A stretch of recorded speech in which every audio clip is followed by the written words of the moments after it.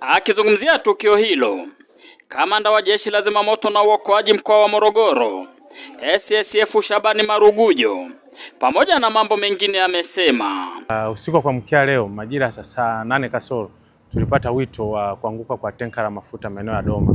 Kwa hiyo kituo chetu, askari wetu crew ambayo iko maeneo ya Mikumi, kituo kidogo chetu cha Mikumi, walitoka na kwenda haraka kwenye eneo la tukio. Walipofika eneo la tukio walikuta kweli tenka la mafuta ambalo limebeba petroli pamoja na diesel likawa limedondoka pembezoni mwa barabara, na hii ni baada ya kutokea kwa ilikuwa ni ajali barabarani. Yaani kuna gari zilikuwa zikipishana, mmoja ikampushi nyingine ndio kaenda kudondoka upande wa pili. Sasa baada ya kutokea kwa ajali hiyo, tenka lile la mafuta likawa linamwaga mafuta. Kwa askari walipofika pale kwa eneo la tukio wakaanza kumwaga foam concentrate, foam compound ambayo ndio tunaitumia kwa ajili ya kuzimia moto wa mafuta. Kwa hiyo imewekwa pale kwa ajili ya kuhakikisha kwamba hakiwezi kutokea chechi za aina yoyote na kusababisha moto kuweza kutokea. Kwa hiyo zoezi hilo lilifanyika, baada ya kukamilika askari waenda kukaa kwenye eneo la tukio kwa ajili ya standby. Mpaka pale ambapo kwa asubuhi ya kuamkia leo ambapo walikuwa washasiana wamiliki wa ile kampuni ambayo inaitwa Uncle Sam Company Limited. Ndio baada ya kuwasiliana nao akaambiwa kwamba asubuhi ya leo wanaanza kutafuta watu na gari la kwa ajili ya kufaurisha mafuta. Kwa hiyo majira ya saa 4 niliweza kupata simu kutoka kwa askari wangu ambao walikuwa wamekaa standby kwamba wakati wa gari limekuja kwa ajili ya kufanya ufaurishaji wa mafuta, kulitokea mlipuko, ulisikika mlipuko ambao sehemu ya mlipuko walikuwa wamekaa wale watu wa kampuni ambao walikuwa wakifanya zoezi la kuhamisha yale mafuta. Kwa hiyo ule mlipuko uliotokea ulikuwa ni mkubwa wa pamoja wa mara moja, kwa sababu chemba zile zilikuwa zifanywa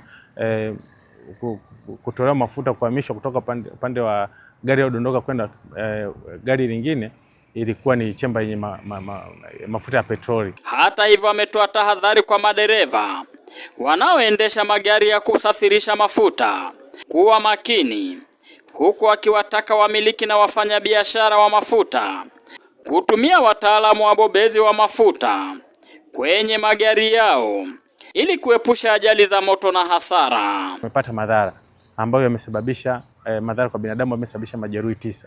Majeruhi waliotokea ni askari mmoja wa polisi ambaye alikuwa kakaa kwa ajili ya security kwenye cordon moja ya security, na askari wawili wa zimamoto ambao walikuwa wamekaa kwa ajili ya standby, pamoja na fire volunteer mmoja ambaye alikuwa katika eneo hilo kwa ajili ya standby, pamoja na raia wengine ambao alikuwa ni wale tandboy dereva na raia wengine 3 ambao walikuwa katika eneo la tukio kwa ajili ya kusaidia zile harakati za wao kuweza kuhamisha yale mafuta.